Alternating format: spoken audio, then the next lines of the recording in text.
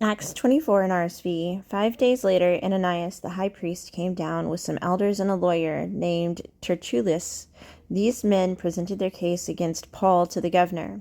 When Paul was called in, Tertullus began to accuse him and said, "We enjoy great peace because of you, and reforms are taking place for the benefit of this nation because of your foresight. We acknowledge this in every way and everywhere, most excellent Felix, with utmost gratitude.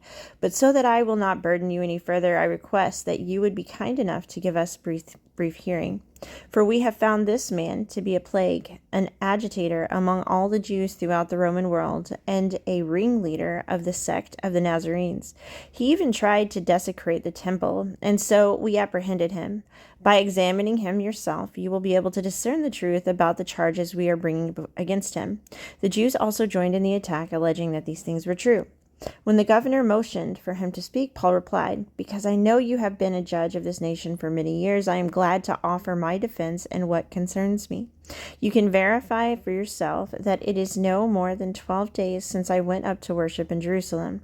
They didn't find me arguing with anyone or causing a disturbance among the crowd, either in the temple or in the synagogues or anywhere in the city.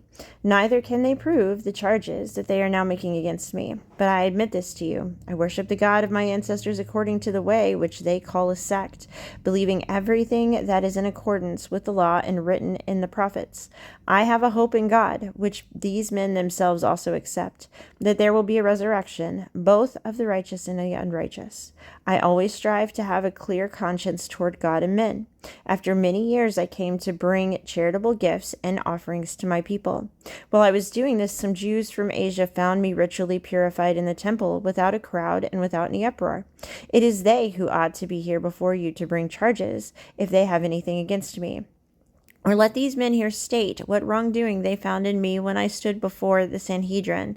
Other than this one statement, I shouted while standing among them, 'Today I am on trial before you concerning the resurrection of the dead.'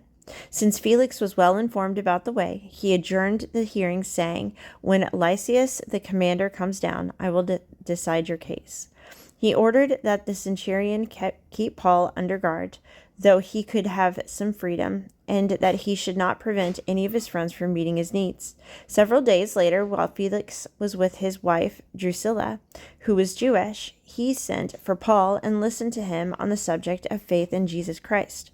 Now, as he spoke about righteousness, self-control, and the judgment to come, Felix became afraid and replied, 'Leave for now, but when I have an opportunity, I'll call for you.'